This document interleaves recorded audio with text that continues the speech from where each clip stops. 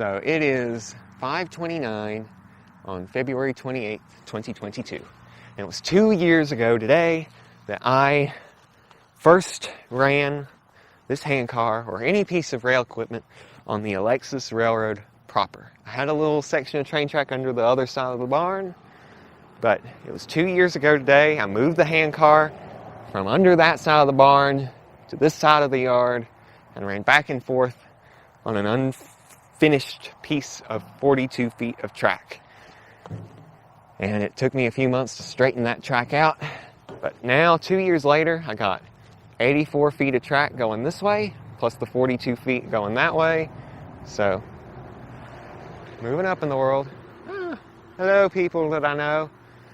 Sorry I missed it. Sorry I wasn't looking at you when you went by. So, anyway.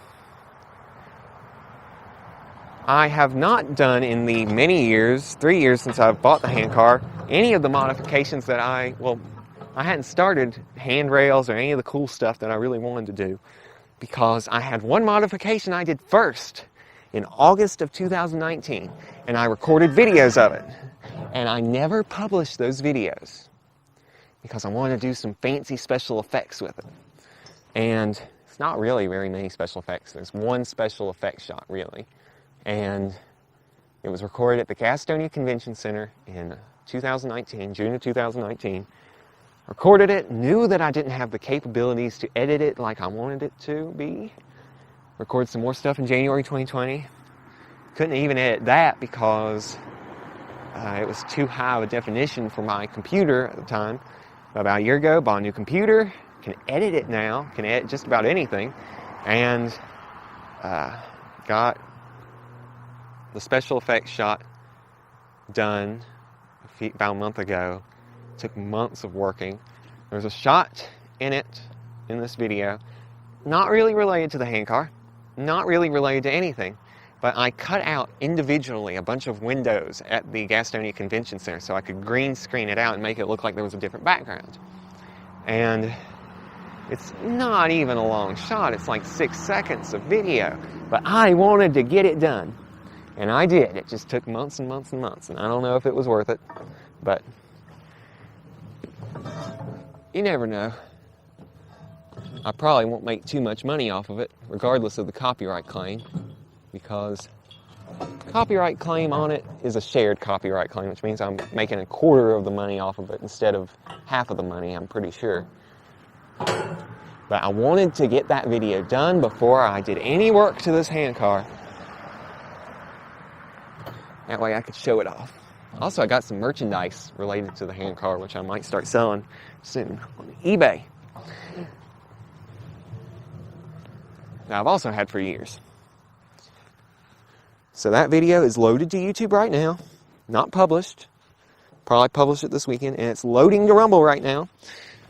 And by the time I get this done and started loading, I will have it published on Rumble. I'll put a link to it in the description of this video. And get ready for tomorrow. And 2 years ago today, 2 years ago this time, YouTube was doing so horribly. It was painful.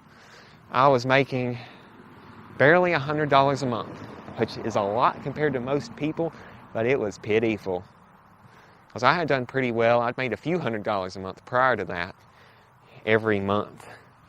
And it was so pitiful. And it was all related to me marking my big channel as being completely made for kids. You think being made for kids would be a good thing, but with YouTube it is not. YouTube likes for cussing and fussing and all sorts of naughty things.